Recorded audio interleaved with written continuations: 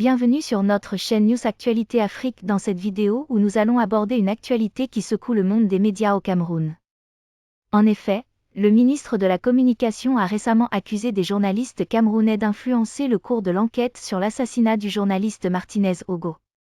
Ces allégations ont créé une vive polémique dans le pays, soulevant des questions sur la liberté de la presse et l'indépendance des médias vis-à-vis des pouvoirs publics. Dans cette vidéo, nous allons écouter la vidéo originale d'Equinox Télévision parlant des plaintes et des accusations des journalistes, et du communiqué du ministre René Sadi. Si vous êtes nouveau sur notre chaîne News Actualité Afrique, n'oubliez pas de vous abonner si ce n'est pas encore fait, de commenter, d'aimer, et surtout de cliquer sur la cloche de notification pour ne pas manquer nos prochaines vidéos. Écoutons. Le directeur d'exploitation de Vision 4, de nouveau auditionné au secrétariat d'État à la Défense. Les auditions se poursuivent, mais avant d'en venir à ces auditions, il faut dire naturellement que ce ne sont pas les journalistes qui mènent les enquêtes relativement à l'assassinat du journaliste Martinez Zogo. C'est bien entendu le commissaire du gouvernement, le tribunal militaire. Les journalistes ne font qu'en rendre compte selon les informations qu'ils disposent, sans rentrer dans le détail des auditions. On ne saurait donc accuser les journalistes d'influencer le procès ou la perception que l'opinion a de cette affaire. Le cours de ce procès, naturellement, effectivement, ce sont ceux qui concourent à ce procès, ou du moins à l'expression de la justice des enquêtes dans cette affaire, qui sont tenus au secret. Il s'agit naturellement des enquêteurs eux-mêmes, des avocats et de tous des membres de la commission d'enquête qui sont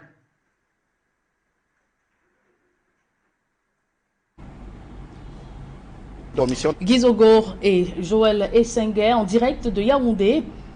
Journalistes, nous ne faisons guère, nous nous contentons justement de comptes rendus, comme on le voit d'ailleurs partout dans le monde entier. Nous le voyons sur des chaînes de télévision, nous l'entendons sur des radios, et puis nous le lisons dans les journaux.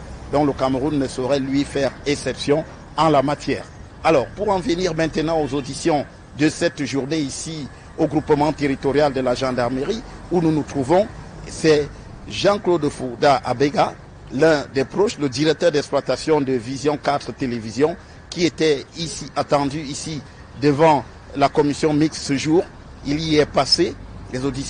Son audition a été longue. Il faut rappeler que Jean-Claude Fouda Abega avait déjà été interpellé et gardé à vue pendant une semaine avant d'être remis en liberté par le juge en habeas corpus, qui avait donc estimé à cette époque qu'aucune charge ne pouvait être retenue contre ce proche de Jean-Pierre Amourou Belinga.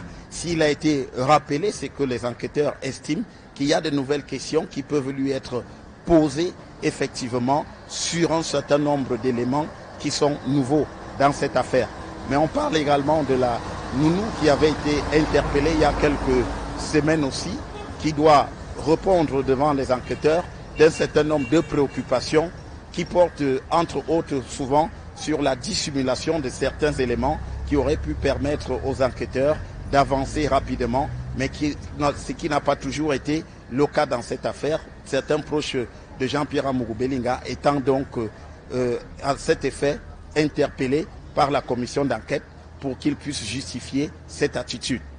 Ce qu'il faut également dire, c'est que la commission d'enquête met à profit ce temps devant qui se présente, dont il dispose effectivement pour mettre à jour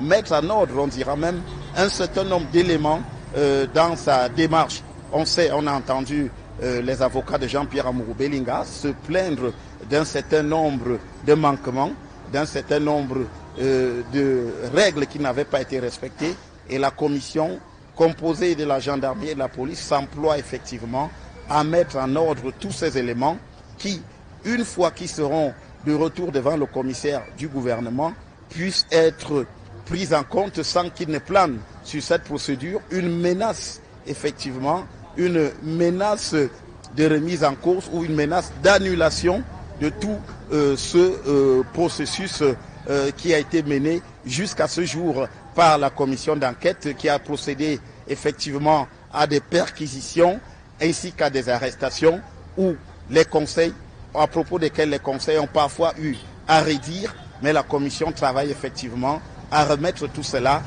en ordre. Mais naturellement, on parlera aussi dans les jours qui viennent, avant le retour devant le commissaire du gouvernement, d'un certain nombre de personnes, notamment de ce qui s'est passé lors de l'enlèvement de Martinez Zogo le 17 janvier, avec un certain nombre de personnes qui ont donc été impliquées dans l'approche, notamment jouer les apacheurs pour faire en sorte que Martinez Zogo se retrouve seul avant qu'il ne soit enlevé. Ces personnes, en l'occurrence, on parle d'un certain Arthur Essomba, qui devrait effectivement aussi faire l'objet d'une attention particulière de la commission d'enquête qui voudra savoir exactement le rôle qu'il aura joué dans cette affaire au moment où Martinez Zogo a été enlevé le 17 janvier avant d'être assassiné et son corps découvert le 22 janvier. Devant le 7 pour Equinox Télévision. Évoquons à présent ce communiqué du gouvernement relatif à l'assassinat de Martinez Zogo, alors que les enquêtes préliminaires relatives à l'assassinat de M. Martinez Zogo, chef de chaîne de la radio urbaine Amplitude FM, sont en train d'être menacées par la commission mixte gendarmerie-police mise en place par le chef de l'État. Une certaine opinion s'élève pour exiger une communication gouvernementale plus intense et plus régulière sur le déroulement de ces investigations, en insinuant comme une volonté délibérée de rétention de l'information.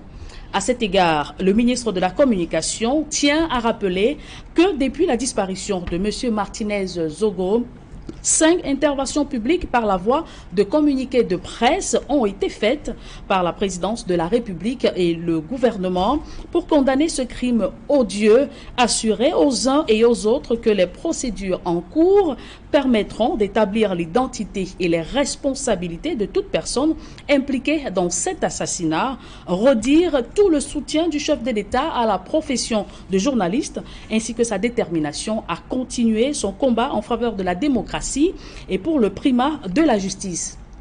À ce sujet, il convient de relever que toute communication intervenant sur une affaire alors qu'une enquête de police judiciaire est en cours est encadrée par des dispositions pertinentes du Code de procédure pénale qui dispose en son article 102 alinéa 1 que la procédure durant l'enquête judiciaire est secrète. Toutefois, le secret de l'enquête n'est pas opposable au ministère public.